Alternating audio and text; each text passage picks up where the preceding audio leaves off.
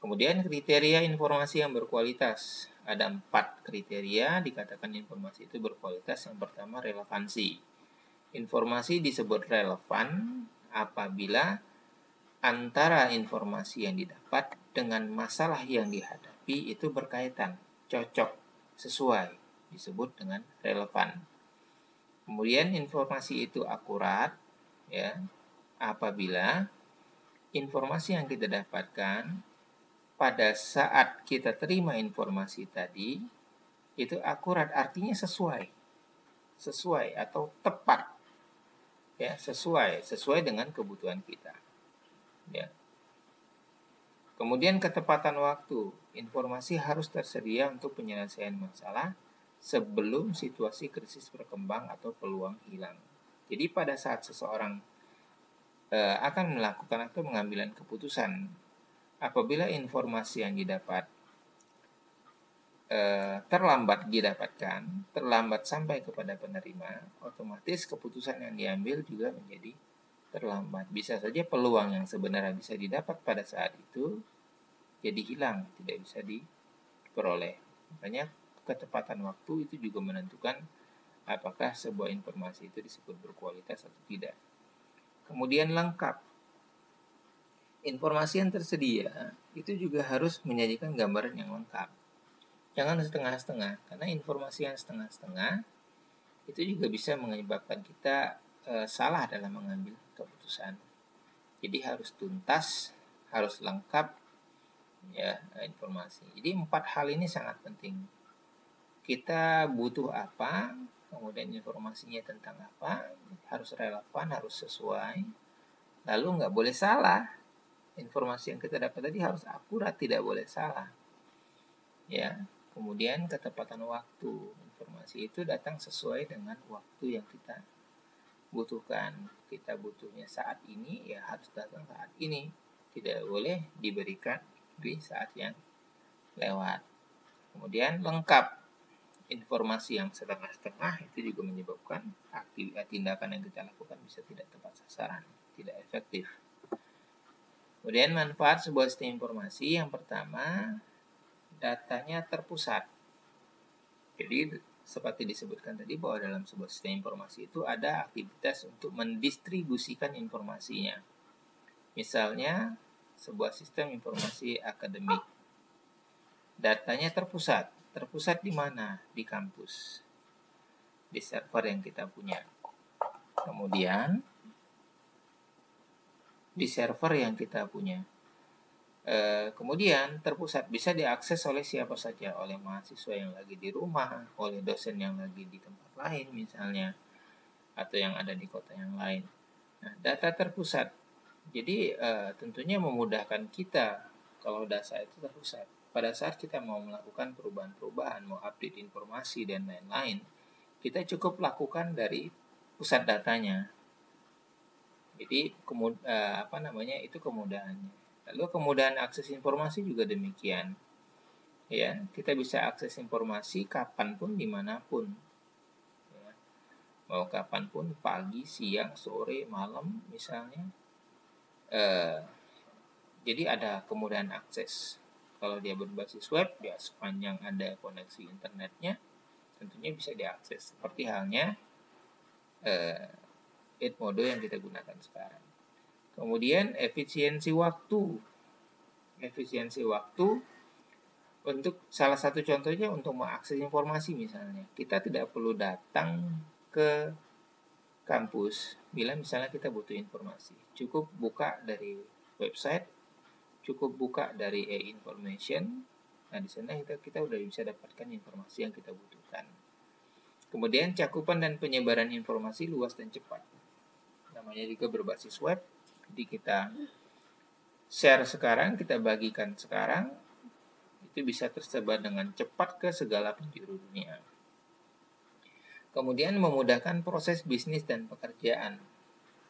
Nah, dulu kalau orang melakukan transaksi, ya, atau kegiatan di perkantoran lah misalnya, ya, memudahkan proses bisnis, ya. Kalau dulu seluruh aktivitas dokumen-dokumen itu kan dibuat dengan cara diketik, ya, dibuat dengan cara diketik. Kemudian setelah diketik, lalu kemudian difotokopi. Ya, setelah itu untuk mengirimkan informasinya dilakukan dengan cara apa? Di fax. Jadi surat tadi dikirimkan melalui fax atau misalnya melalui pos. Nah, tentunya ini prosesnya butuh waktu yang panjang, butuh proses yang banyak. Nah, kalau saat sekarang kan sangat mudah sekali. Ya, membuat surat kita bisa lakukan sekarang, kita bisa kirim saat ini juga dengan cepat dan mudah. Kemudian biaya akses informasi juga lebih murah dengan adanya sebuah sistem informasi seperti ini. Untuk mendapatkan informasi, kita cukup akses dari website misalnya, dari berbagai media itu dengan sangat gampang kita cari. Baca berita aja sekarang kita nggak perlu lagi beli koran. Cukup buka website, cari situsnya, baca infonya, bisa kita tahu lebih cepat. Kemudian penyimpanan data berkembang sesuai dengan kebutuhan. Dulu kita menyimpan data itu kalau nggak di dalam disket, ya atau di dalam hard disk. Hard disk sendiri kapasitasnya sangat terbatas. Nah, kalau sekarang kemajuan sebuah sistem informasi, kita bisa penyimpanan data itu sangat berkembang. Kita bisa simpan ke dalam memori, kita bisa simpan ke dalam eksternal hard disk, bahkan kita bisa simpan di cloud. Sehingga bisa diakses dimanapun kita berada, nggak perlu nenteng itu data kemana-mana. Kemudian solusi komunikasi yang hemat, murah, andal. Dulu kalau kita nelpon kan biayanya sangat mahal.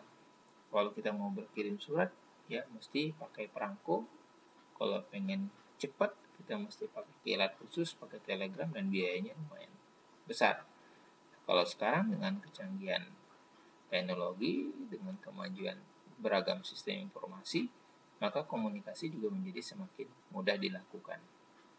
Biaya hemat, sangat kecil, dan efektif, andal. Nah, kemudian peranan sistem informasi dalam organisasi yang pertama adalah otomatisasi pekerjaan. Sudah sangat banyak sekali pekerjaan-pekerjaan yang terbantukan dengan peranan sebuah sistem informasi. Misalnya, dulu absensi itu dilakukan dengan cara masih dengan tanda tangan pada form absen. Nah, sekarang sudah menggunakan bermacam-macam, pakai sidik jari, pakai scan retina, dan lain-lain. Kemudian multiprocessing artinya memungkinkan kita melaksanakan berbagai kegiatan sekaligus dalam satu waktu. Nah, itu keunggulan dari sebuah sistem informasi. Jadi di saat yang bersamaan kita bisa lakukan beberapa pekerjaan sekaligus. Kemudian dengan sistem informasi itu ada pembagian sistem, ya. Jadi terjadi pembagian sistem. Satu sistem yang kita kembangkan, di dalamnya itu bisa dibagi ke dalam beberapa subsistem.